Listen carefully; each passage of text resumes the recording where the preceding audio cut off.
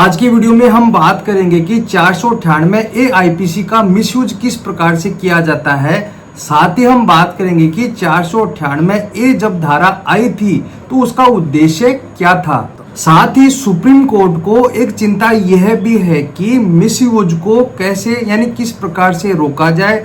साथ ही साथ जिन महिलाओं के साथ क्रूरता होती है उन्हें किस प्रकार से न्याय दिलाया जाए, इनमें बैलेंस किस प्रकार से किया जाए। इन सारी बातों के बारे में मैं आपको बताऊंगा। साथ ही साथ सुप्रीम कोर्ट के 2 और 3 जजमेंट के बारे में भी बताऊंगा, जिसमें 498 आईपीसी के दुरुपयोग के तहत सुप्रीम कोर्ट ने क्या जजमेंट दिए हैं। तो बने रहे वीडियो के अंत तक। मैं हेमंत सैनी एडवोकेट और आप देख रहे हैं हेमंत LLB लॉ। वीडियो अच्छा लगा तो प्लीज इसे लाइक करें। अगर आप चाहते हैं कि ऐसी इंटरेस्टिंग मैं आपके लिए बनाता रहूं तो प्लीज चैनल को सब्सक्राइब जरूर से कर दें। 498 आईपीसी का उद्देश्य यह था कि जब भी पत्नी के साथ कोई क्रूरता होती है तो उसे न्याय मिल सके। क्रूरता से मतलब यह था कि ऐसा व्यवहार पत्नी के साथ उसके पति और ससुराल वालों के द्वारा ऐसा व्यवहार किया जाना जिससे वह आत्महत्या करने के लिए मजबूर हो जाए या आत्महत्या कर ले।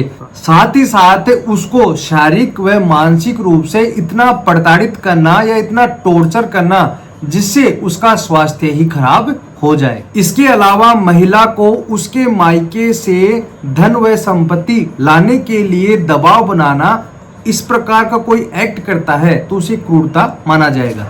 मैंने आपको कई वीडियो में यह भी बता दिया है कि यह कोई वजह नहीं है कि दहेज की मांग ही की जाए। क्रूरता कई कारणों से भी हो सकती है। जैसे जैसे समय बीतता जाता है वैसे वैसे ही इन प्रावधानों का दुरुपयोग भी बढ़ जाता है और बार बार अदालतों ने इनके दुरुपयोग पर चिंता जताई और न्यायालयों के द्वारा यह भी कहा गया है कि इनके दुरुपयोग और न्याय के बीच में संतुलन कायम करना होगा। अब आप ध्यान से सुनना कि जब पत्नी के द्वारा 498 दहेज की मांग को लेकर यानी उसकी धारा का दुरुपयोग किया जाता है तो इसी को लेकर सुप्रीम कोर्ट ने क्या क्या नए जजमेंट दिए हैं। पहला है कह कसान कोसर वर्सेज स्टेट ऑफ बिहार। दूसरा है Preeti Gupta versus state of Jharkhand. इस मामले में सुप्रीम कोर्ट ने यह कहा है कि जब पत्नी के द्वारा आरोप लगाए जाते हैं वह बढ़ा चढ़ाकर लगाए जाते हैं और कई मामले तो ऐसे होते हैं जो केवल बदला लेने के लिए ही मुकदमे दर्ज कराए जाते हैं। न्यायालय ने इसके दुरुपयोग से उत्पन्न होने वाले सामाजिक असंतोष पर चिंता जताई है। इसी प्रकार से तीसरा जजमेंट है अनिलेश कुमार बनाम स्टेट ऑफ बिहार 2014 का यह जजमेंट है। इसमें यह होता था कि पहले 498 के मामलों में जब FIR दर्ज हो जाती थी तब पति और उसके घर वालों को पुलिस गिरफ्तार करके ले जाती थी, लेकिन जब से ये अनिलेश का जजमेंट आया है तब से गिरफ्तारी बंद हो गई है। चौथा जजमेंट है Achin Gupta versus state of Haryana. इसमें सुप्रीम कोर्ट ने एक बहुत ही अच्छी बात कही थी, आप ध्यान से सुनना।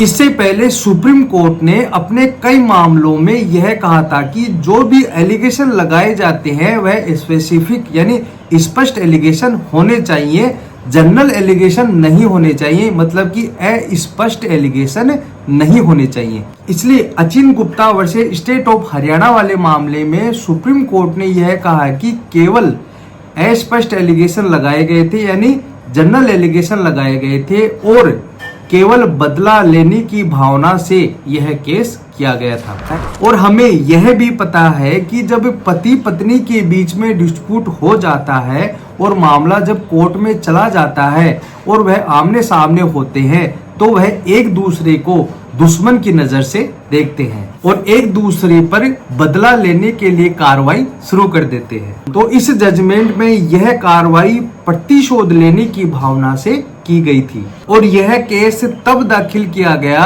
जब पत्नी 2 साल से मायके में बैठी हुई थी। इस प्रकार से सुप्रीम कोर्ट के द्वारा इस कार्रवाई को रद्द कर दिया जाता है और यह कहा जाता है कि अगर हम इस कार्रवाई को रेगुलर यानी लगातार रखते हैं तो यह कानून का दुरुपयोग होगा। अचिन गुप्ता वाले मामले में सुप्रीम कोर्ट ने यह कहा कि हर वैवाहिक झगड़े को 498 के तहत क्रूरता नहीं माना जाएगा।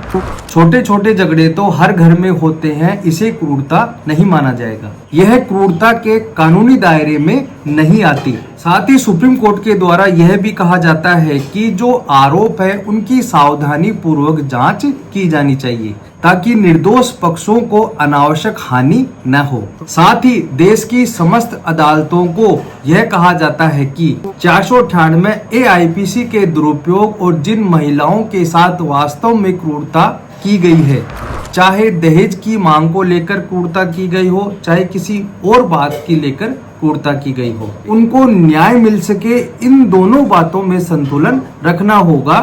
यह बात नीचे की अदालतों को कही गई। एक तरफ तो यह देखना है कि 498A का मिसयूज तो नहीं हुआ, दूसरी तरफ यह भी देखा गया है कि अगर किसी महिला के साथ वास्तव में क्रूरता होती है तो उसे न्याय मिले। तो दोस्तों आज के लिए इतना ही। सुप्रीम कोर्ट के द्वारा यह कहा गया है कि 498A के मामले में अगर आपको यह लगता है कि मिसयूज किया जा रहा है तो आप इन जजमेंट का लाभ ले सकते हैं। साथ ही साथ सुप्रीम कोर्ट के द्वारा यह भी तय किया गया है कि अगर महिला के साथ वास्तव में कोई क्रूरता होती है तो उसे भी न्याय मिले। तो दोस्तों आज के लिए इतना ही। वीडियो अच्छा लगा हो तो प्लीज इसे लाइक करें। अगर आप चाहते हैं कि ऐसे इंटरेस्टिंग वीडियो मैं आपके लिए लाता रहूं तो प्लीज चैनल को सब्सक्राइब जरूर से करते हैं।